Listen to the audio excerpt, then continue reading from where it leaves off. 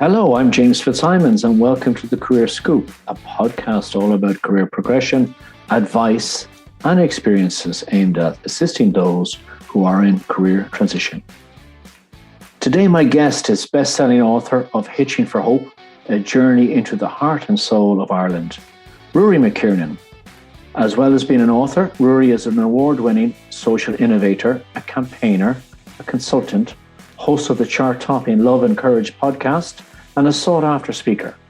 In 2012, Ruairí was appointed to the Council of State by President of Ireland, Michael D. Higgins, where he served a 7-year term. A business graduate and Fulbright scholar, Ruairí is the founder of the pioneering SpunOut.ie youth organisation, a founding member of the Uplift civic action movement, and part of the founding team behind Gaelic Voices For Change. Originally from Cootehill Co Cavan, Ruairí lives in the west coast of County Clare with his wife Susan Quirke, who is a musician and meditation teacher, currently preparing to release her debut album. I'm delighted to welcome you to the show. Absolute pleasure, James. Looking forward to the chat. I mean, I'm kind of overawed because I've never had a best-selling author who's number one.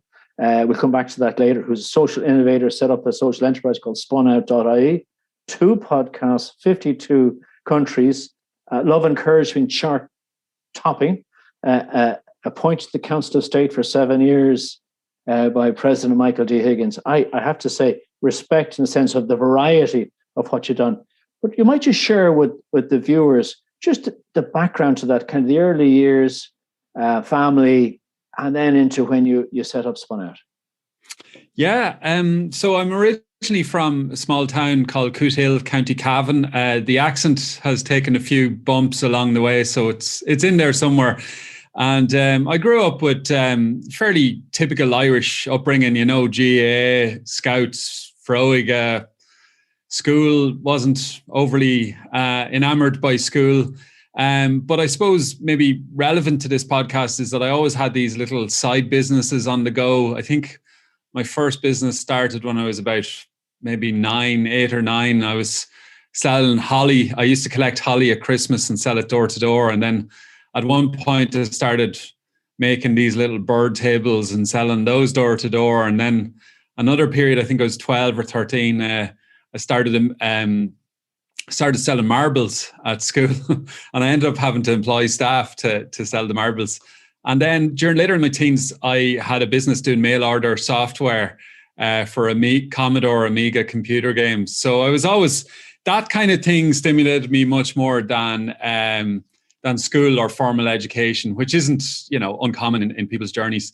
But community had been a big influence, not just me benefiting from the community, but my parents being active volunteers in the different types of community groups and credit unions and Vincent de Paul and different things like that. And played rugby then for Cavan as well. So, I ended up going to university in Scotland, did a degree in business, did very well at that, was always interested in business, still am to a large degree, but particularly the human dynamics within business, the psychology, the behaviour, the cultural aspects. I suppose the parallel journey at university was one that was slightly, clouded by the fact that not unlike many other young Irish people, I was a little bit overly, indulging and just really like the drinking and that at college. I don't know if I regret it, but it certainly didn't do me any favors, and that kind of rippled in a little bit into towards my mid-20s. Not quite, it petered off a fair bit. But there was certainly a few years there where I think, as I'll explain later about my journey into young people's health and welfare and mental health, I would have a big question mark around the role of alcohol in Irish culture and in youth culture in particular, and why it is. And for me, part of the impulse I feel was that education system or life in general didn't prepare me to go out into the world as my own man, and that I somewhat felt a little bit lost and lacking. And it just feels like a pity, that those years can't be a little bit more constructively used. It's not to say that partying and all of that, like we all enjoy a bit of wildness, and I still do every now and then. But from there, ended up in San Francisco working for a few multinationals and eventually a newspaper, and then a few years traveling the world. And that's kind of where the change started towards the more community aspect of my work. So tell us, I mean, vocational community, tell me what that means to you, and and explain maybe to the viewers that the bits, obviously you've done a lot, you've been a lot big campaigner, lots of different causes and philosophies.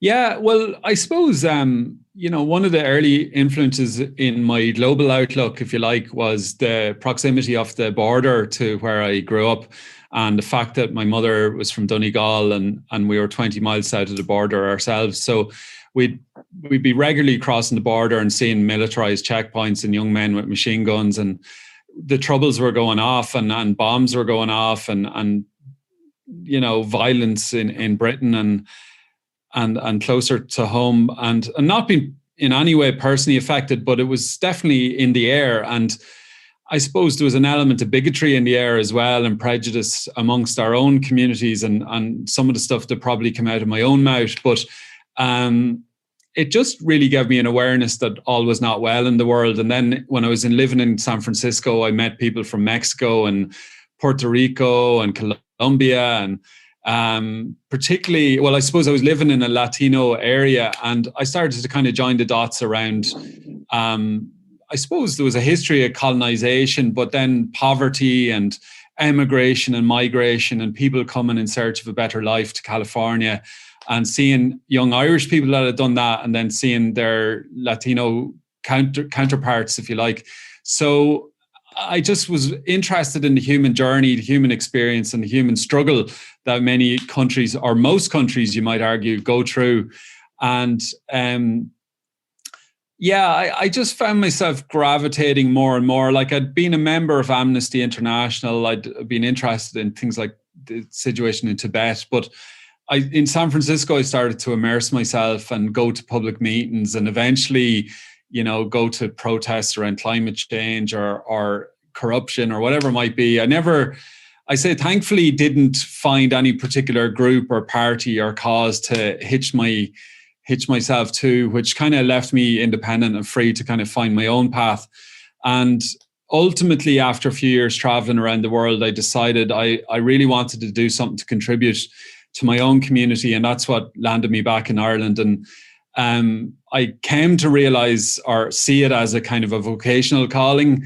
Whether it is or isn't, I don't know. Maybe it doesn't matter. But you often hear of, like, maybe it's not a great example to talk about, like, people in religious orders having a calling in that sense. But it definitely felt like, in the same way maybe a musician has a calling or somebody else has a calling in a different way, it felt like that was the path I needed to take. It's funny you say that, because I listened to your podcast this morning with Peter McVerry, and he uses that word. Yeah. It just had to be done. It had to be done. Yeah. And so there's certain things in this life, I think, there's a bit of a kind of,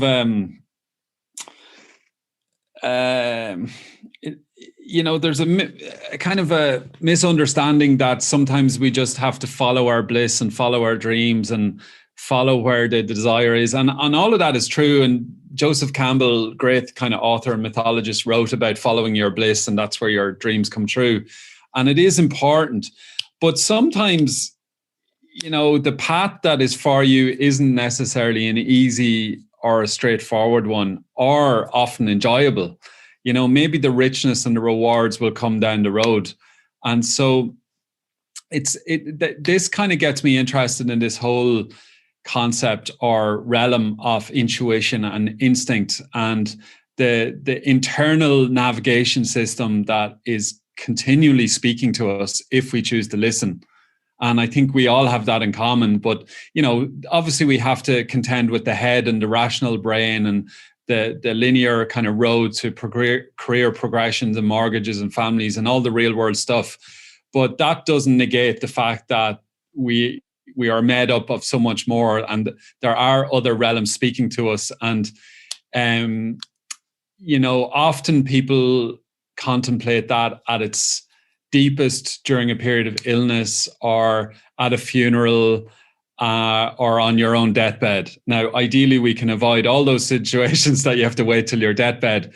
But I am a big proponent of the idea that we do reflect on that internal voice and see where it might be calling us or leading us, for that matter.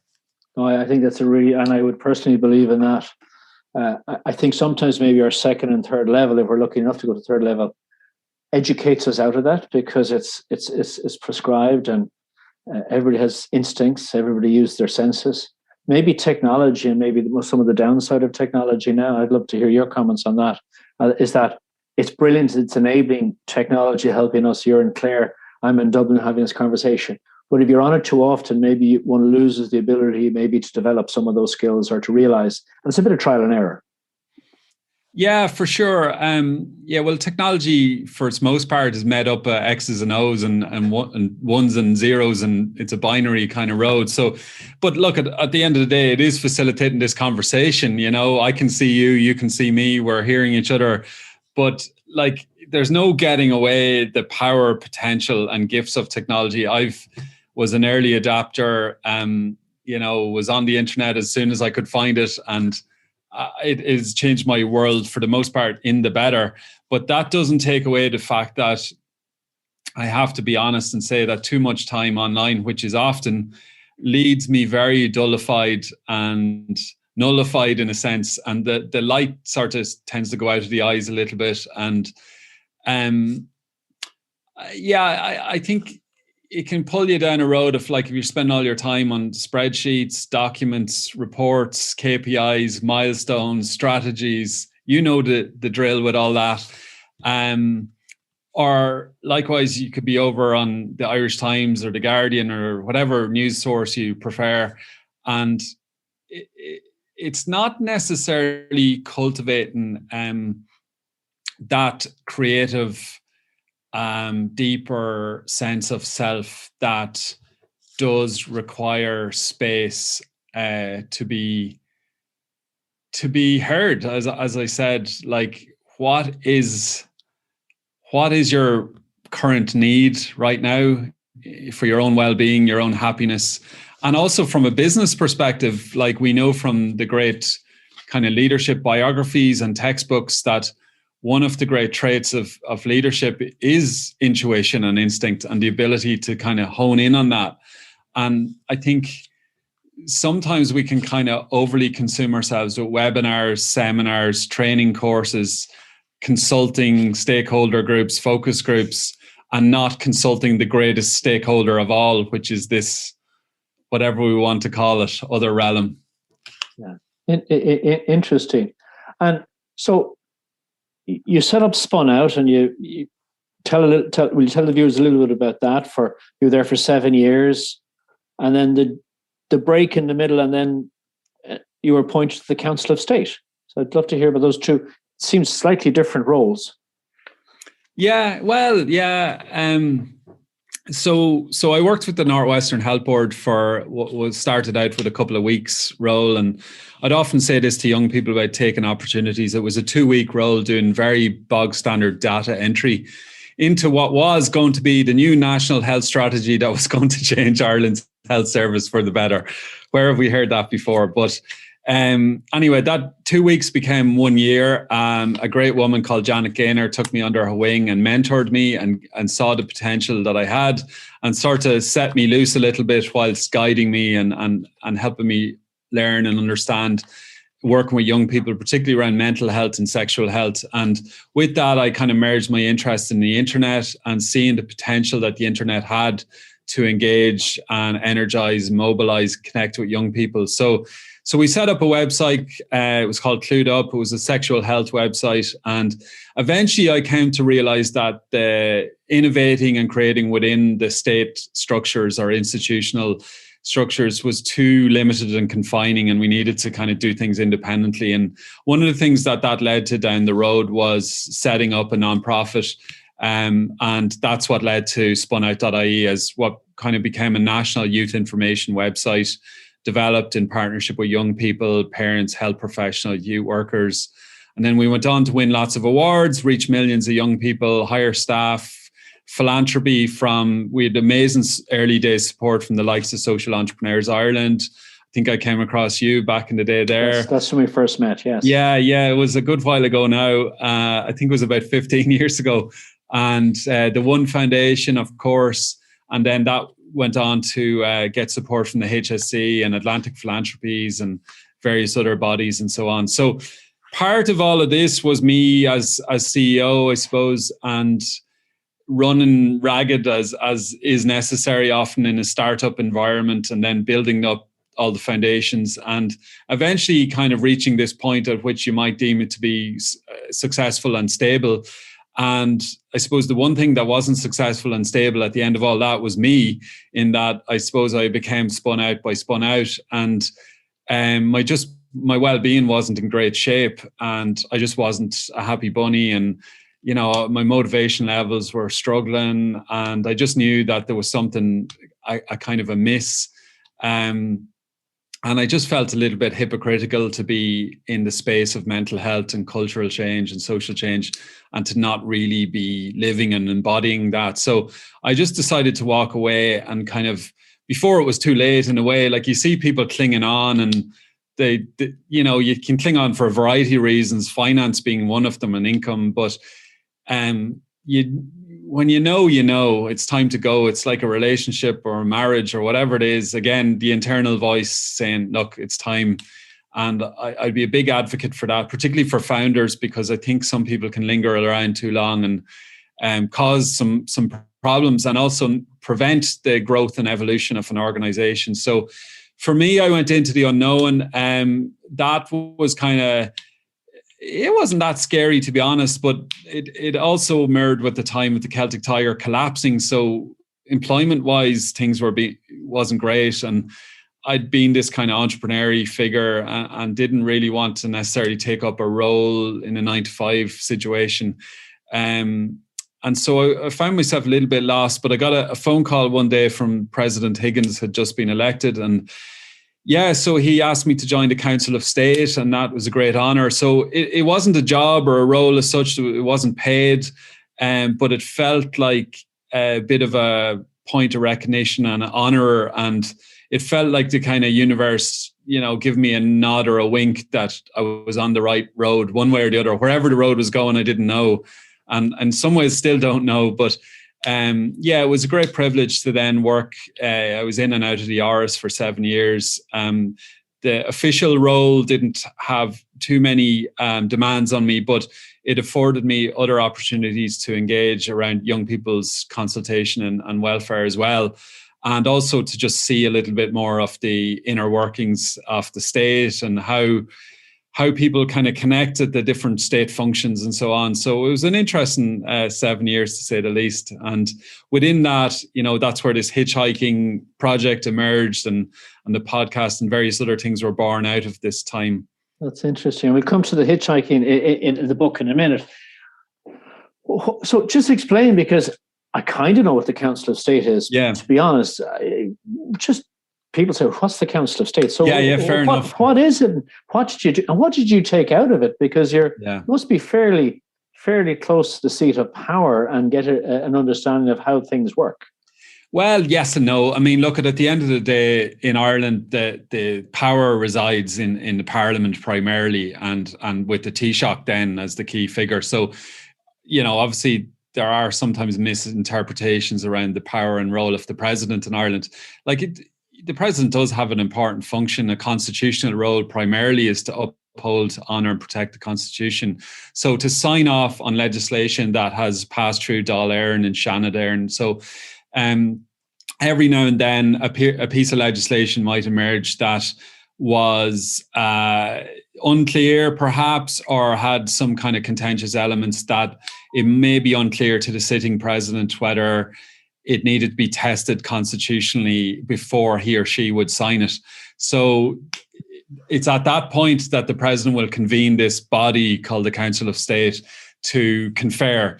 Now, it's only advisory. There's no kind of binding decisions there. But the makeup is interesting. The body is made up of mostly current and past office holders, such as the Taoiseach, the Taoiseach, the former Taoiseach or Taoiseach, former President McAleese, former President Robinson, the Attorney General, you name it, was on it, and the President himself. And then the current President will appoint 7 people. So I was one of the 7. Quite often would come from academia and law and areas like that. But for President Higgins, obviously, he has a strong background and interest in civic space and culture. And I suppose he's now on his 2nd Council of State, and there would be a kind of a civil society representation there. So I suppose I was part of that. Really interesting. And out of curiosity, and I seem to recollect something that's not coming to mind. There was a debate about something, I know that during your time where he took the advice of the Council of State, and I think they pushed a bill back somewhere that just wasn't, it didn't make sense. It just didn't add up. I can't remember which one it was. Well, let me think back now. So there was actually only two convenings in my 7 years there, 2 full ones. So actually, I think in both instances, the legislation was signed. And, you know, whether the president takes our advice, there's no one singular resolution from the group as such. It's a group of individuals giving their reflections and experience and suggestions and advice. So there's no kind of binding aspect. And as to whether it's deemed that the president took advice or made up their own mind, we will never know in some way. So the internal deliberations never get really relayed into the public realm. And there's no kind of minutes taken and things like that. But fascinating experience. It sounds very democratic. Yeah, it's pretty democratic. I mean, look at it. It's if you're running your own business or any entity, it's good to seek advice, and you would hope that any good leader would confer. I'm not suggesting that I'm in any way a wise soul, but you would like to think that people would confer with people that have a broad base of interest or expertise and experience, particularly when something is in doubt or contentious. Now, the whole democratic, I mean, I could talk about this at length, and I'm not sure how useful it would be, but I don't know if it, you know, anyway, look, we could go down that whole rabbit hole.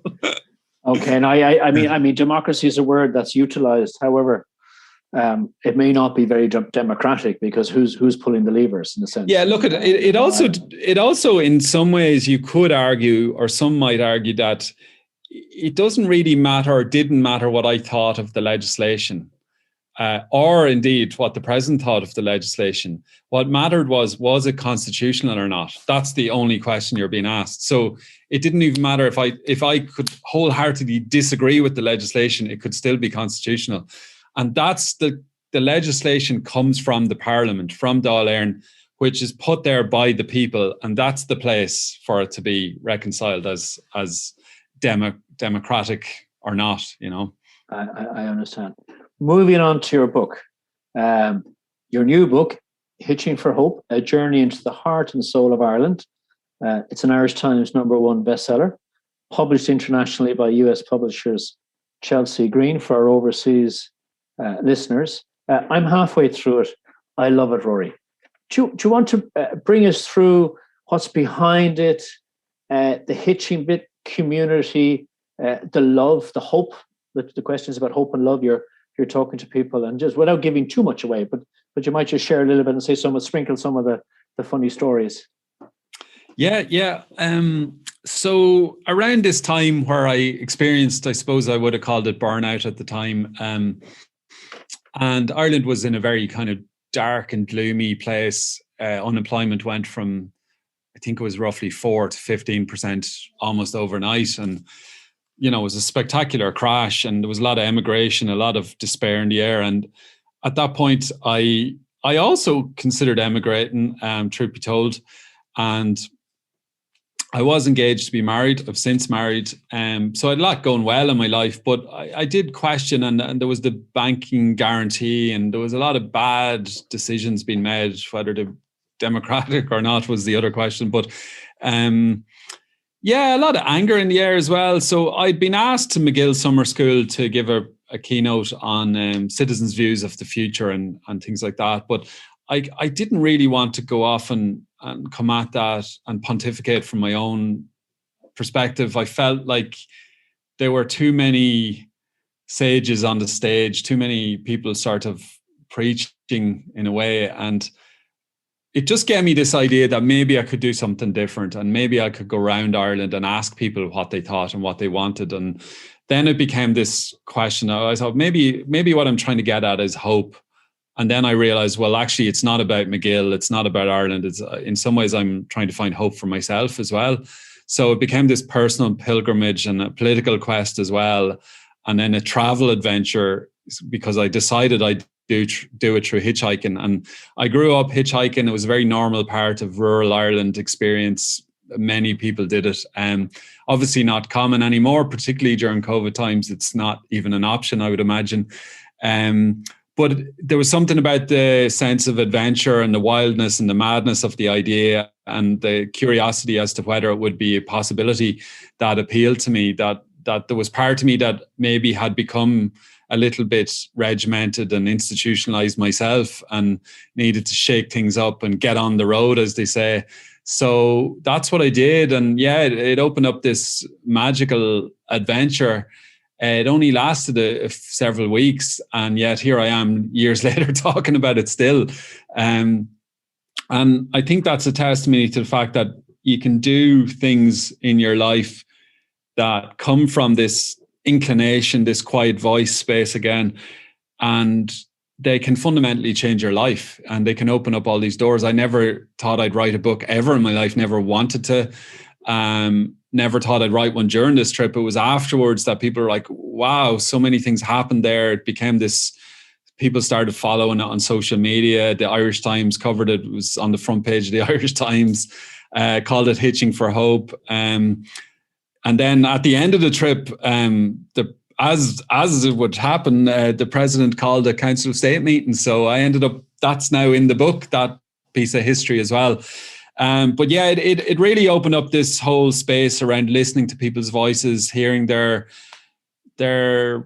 sadness, their fears, their losses, their frustrations, and really now reflecting a lot on the importance of listening and creating space for people to be heard. And I think what's given rise to a lot of populism and a lot of division in these times politically, and a lot of mental health challenges as well, is the fact that I think a lot of people just don't feel heard, either in their individual personal life, in their community, and certainly nationally. So surrounding that too was a kind of counter narrative, in a sense that people were strong, resilient, courageous in persevering during adversity, during hard times. They might be facing job losses or economic challenges. It was very similar to these times. But there's a perseverance there and a resilience and a strength that I'd say sometimes that would be an ancient strength, that our parents, their parents before them, their parents before them, they came through really hard times. And perhaps every generation has its reckoning, has its moment where we're put to the metal, and we sometimes have to just really draw from the well of strength within us and find that. So I was able to hear that and document that, and then just have such amazing experiences around kindness of people giving me lifts, giving me shelter, making me food, sharing stories, and then just some kind of wild laughs along the road where radio stations would call me up and I'd be in the middle of nowhere, and I'd end up in one stage up in Donegal in a field full of sheep giving a radio interview.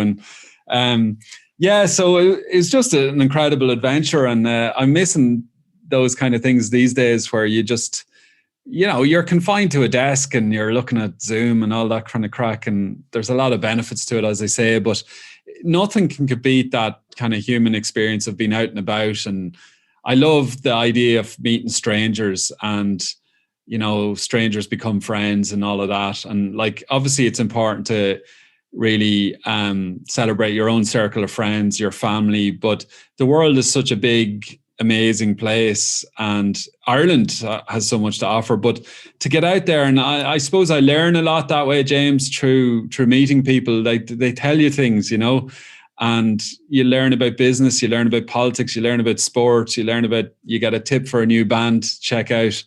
And it's just, I'm just a curious person, and I love that, which is, again, one of the reasons maybe I have a podcast is I probably learn more that way than I would have early on from the formal education aspect. I would agree with you there. And you might just introduce the two Italian couple, which provoked me because my wife Cara was born in Italy. Italians are very generous, very familial. But and then the Irish Times. Might just share that one little story. Oh yeah. I think that's a beautiful story. Yeah, so I was hitching up to, I was outside Mulranny in Mayo. I was on my way up to Belmullet or up that direction. And it was the only place in Ireland I couldn't get a lift for. Well, I was there for 20 odd minutes, I think. And I just said, feck it. And I changed direction. I just crossed the road and stuck the thumb out for Achill Island. And within like a few minutes, I was in this car with these cool looking Italians and Marco and Simone. And yeah, like I ended up spending 2 or 3 days with them all around Achill Island, and up towards Belmullet and then into Sligo. And we were just like the best of friends for these couple of days, and then you never see them again. But I actually since been in touch with them through email. But at the end of the trip, Simone gave me this kind of necklace pendant thing to wear, and it was a lovely little gesture. And when I did get to Sligo, a photographer from the Irish Times called me, wanted to meet up. So he brought me up the hills, took my photo, and I happened to be wearing this necklace thing that Simone gave me. And then a few weeks later, the article came out in the Irish Times, and there was a picture of me in the front page. And lo and behold, I was wearing the thing that she gave me. And so I texted them and I said, are you still in Ireland? If so, can you check out the Irish Times today? So as it happened, they were in the airport about to board a flight back to Italy, and they managed to grab the newspaper and see me in it and see the gift that she'd given me. So it was a nice little twist. But to me, I just think that just is gorgeous on a whole lot of levels. They stopped and gave to you the lift, and then you gave your company and the story, and they shared. I think she had a very interesting job in Rome, and you can share that after the story. Yeah. Fascinating, and they were just really solid people.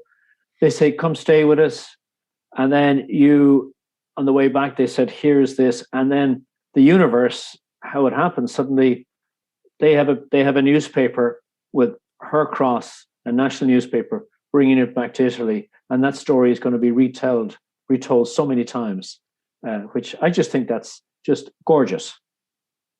Yeah. And I suppose, the book has been read by thousands of people all over the world now. I get emails from different people every week, and there's these people that gave me their story and told me a bit about themselves. So Simona was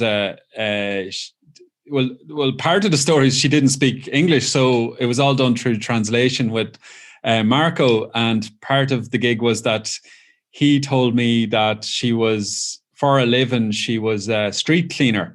She'd get up at 5 or 6 in the morning and clean the streets of Rome. And part of me was shocked because I thought she was a model or a movie star or something like that. I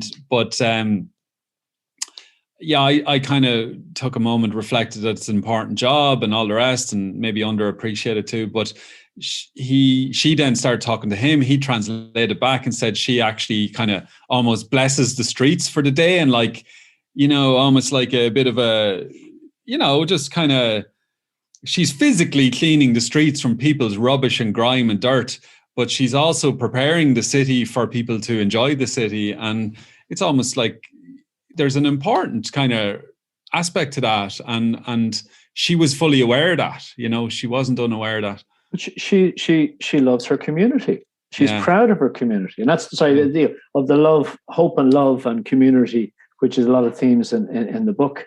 That just resonated. And it's so simple and so obvious. She's very comfortable. Yeah, so simplicity was a big thing, James. And that was a dominant theme within the book that there was this kind of yearning and quest that people were expressing for simplicity, for just to slow things down a few gears, to get back to what matters, to time with your mother, time with your father, time with your own children, time for yourself, time for art, time for music, time for walking in nature. How is it that we're so advanced and evolved and developed that we've no time for anything, you know? And yet the whole point of all this is that we're going to someday achieve our notions of success, and then we'll have all this time, but sure, the time's gone.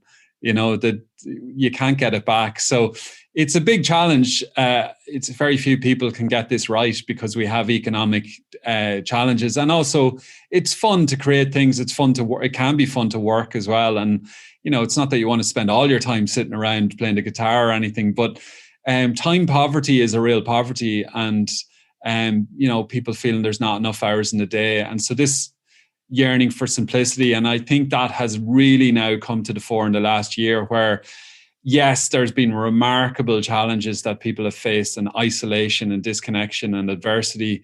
But there's also been a parallel story where a lot of people are experiencing something around reconnecting with their own family, food around the table, time for themselves, less time commuting, less time running around. I don't want to romanticize or make it something that it isn't, but these are certainly stories that I've heard from people from all walks of life and ages. So, and, you know, a lot of the great texts, whether they be religious or self-help or psychology, a lot of them will point towards the notion that happiness lies in simplicity.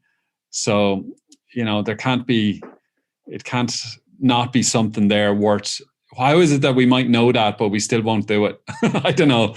I was just about, you couldn't have put it so well.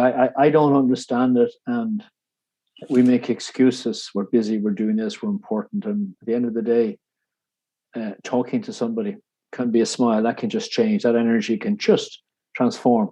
A child smiling at a child smiling back. It's something, but it's interesting. So what advice would you give to some, say young, well, not necessarily younger people, everybody's struggling a little bit, but some younger people who are very disenfranchised, the plan's been rolled out for them, it's all been taken away, the poor leaving cert, young people now, you know, is it on, is it off, what's going to happen, their future? What advice around the mental health, how they might support themselves, or you might share some thoughts around that? Well, I'll certainly share thoughts rather than advice because, you know, like everybody, I'm also on the train trying to figure things out as we go. So there's some days I think I've a few things figured out, and then there's other days I think I've nothing figured out. So it varies. And today I'm kind of in between, to be honest. I was thinking going on to your podcast, I was going, I don't really know if I'm feeling this today. Because the truth be told, James, some days you just have slightly funny days and you might be just a little bit off. And I've been mostly doing really well these days, to be honest.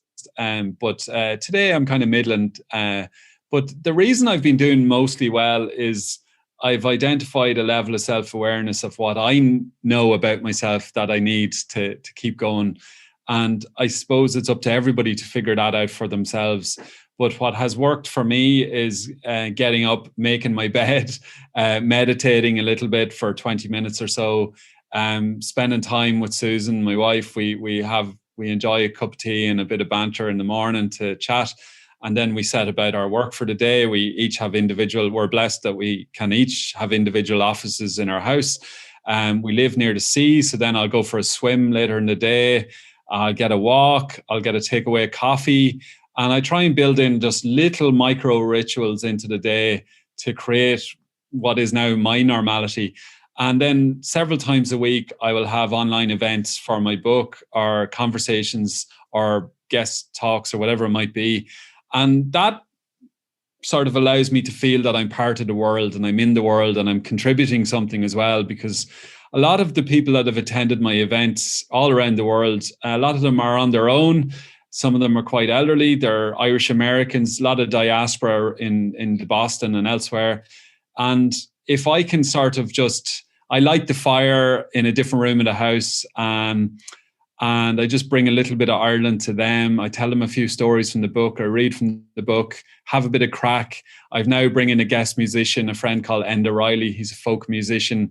He lives in Michigan, and he comes in on the event and plays a couple of songs. And look, at this point, it doesn't even matter about my book. It's about the book, but it's not about the book. It's about building community, sharing stories, hopefully leaving people feeling a little bit more uplifted in their lives. And, when you give, you receive. I don't like this notion that, volunteerism and charity and all this, it's all like a one way, and it's a dangerous road to go down, that I'm here saving somebody else or anything like that. Bottom line is I'm receiving more than I'm given. And it's given me so much. Like, my book came out in the first lockdown. I haven't had one book launch yet in a physical bookshop because they've been mostly closed. It's been a terrible time in one sense, but yet here I am zooming around the world, 30 odd events in about 7 countries. And it's given me a world tour from my fireside and all these new friends and connections all around the world. And it's kept me alive, and the adrenaline gets going. And I feel like I've been at this event. I did one in San Francisco the other day, and I just felt like I was at this thing in San Francisco. I know there's a slight kind of mental leap to make there, but you just have to kind of keep going and creating little challenges and goals for yourself, whether it be around exercise or learning something. I think at the moment, my next goal is to support my wife who's releasing an album. She just released a single the other day, and it's actually quite a relevant one. It's called To The Bone.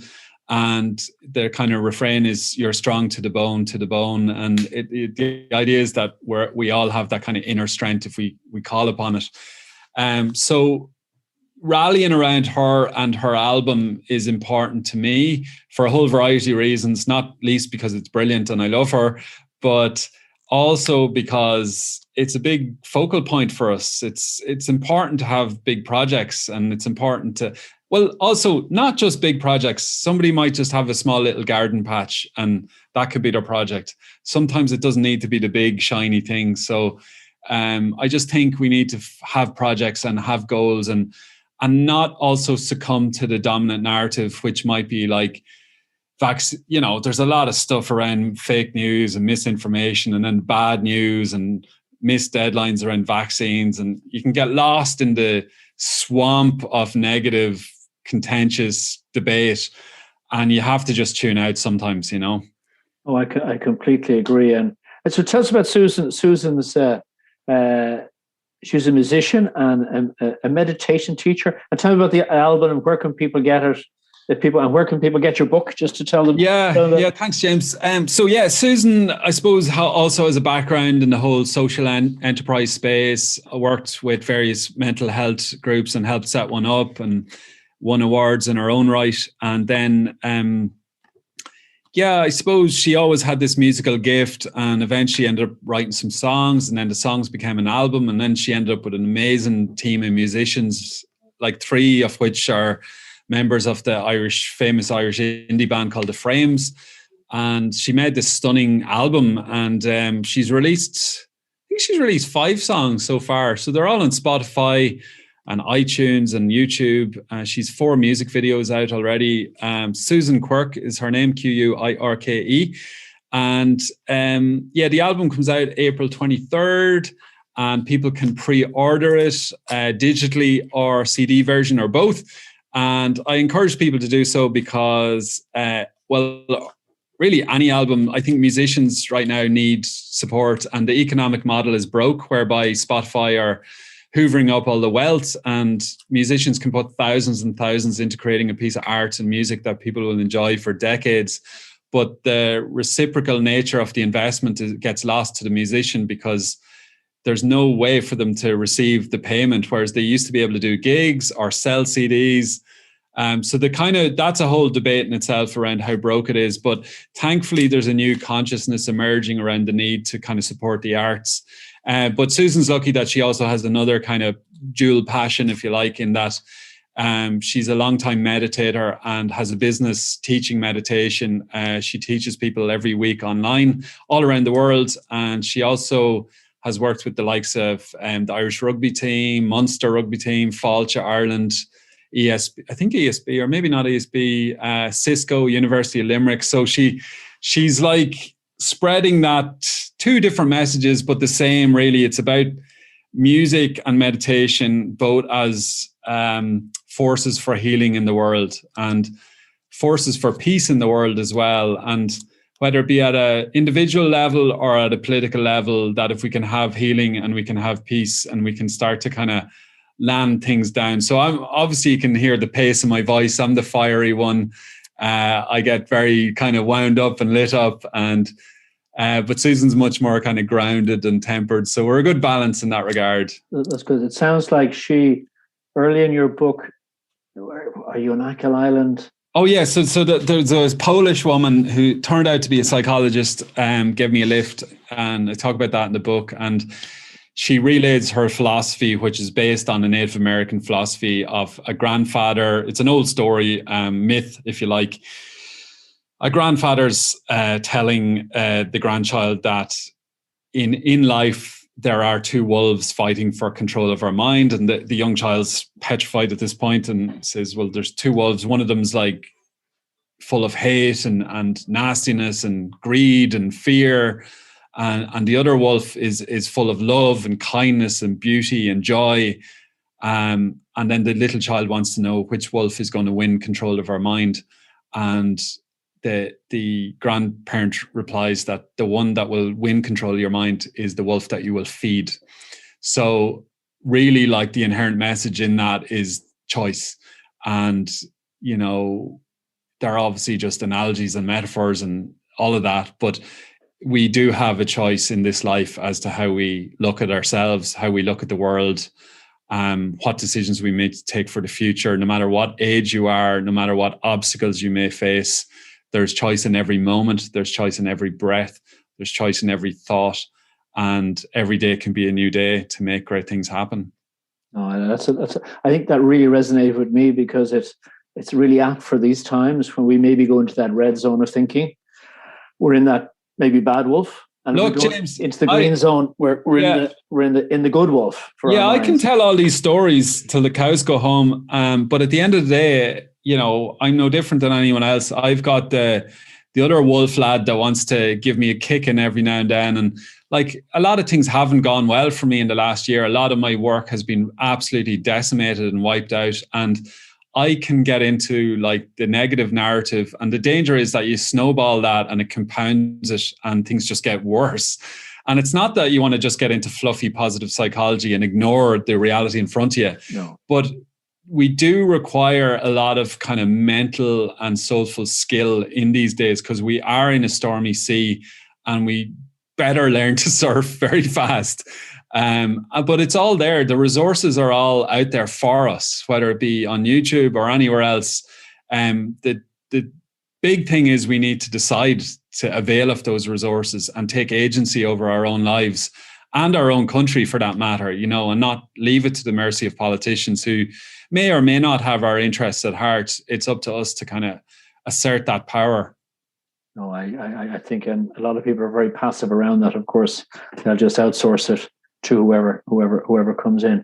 My last question, Rory, if I may, what's next for you? Do you have some thinking around that? I haven't a clue. Yeah, I haven't a clue.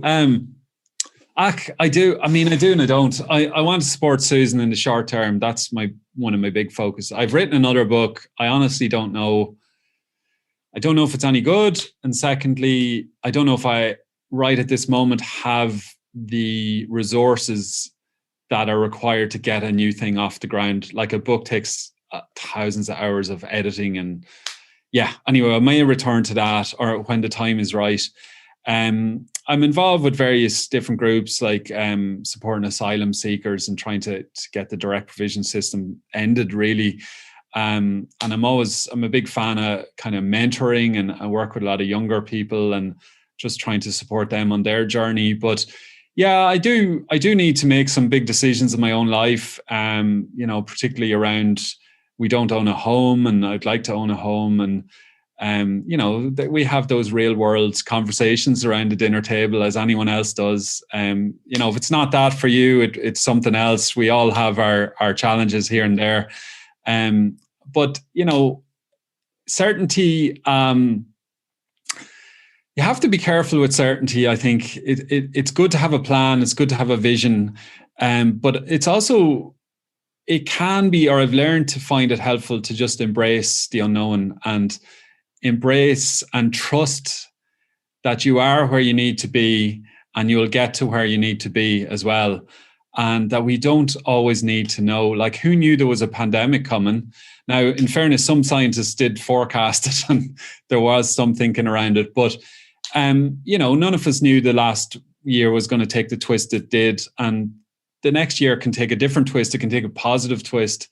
But I also think in the unknown is a certain level of intelligence if we can just not fear it. The danger is in the unknown, we react with fear and want to populate it full of solutions that may not be the best solutions for us. Like, for instance, taking on a job that is not the best job for you and so on and so forth. It's very hard to roll back at that point. So, and sometimes you may take the wrong job and then it's okay to roll back. So we're back to the intuition. That's it. I heard a good analogy a few years ago about driving in the dark. The headlights can show you 10 feet in front of you or whatever it is. And that's about all you can see sometimes. And you just till you turn the next corner and then you see. It's different. Ruairi, listen, I want to thank you so much for coming on the show today. So to me, it's I've always loved your simplicity, and not that you're simple in a sense, but I love the way how you communicate.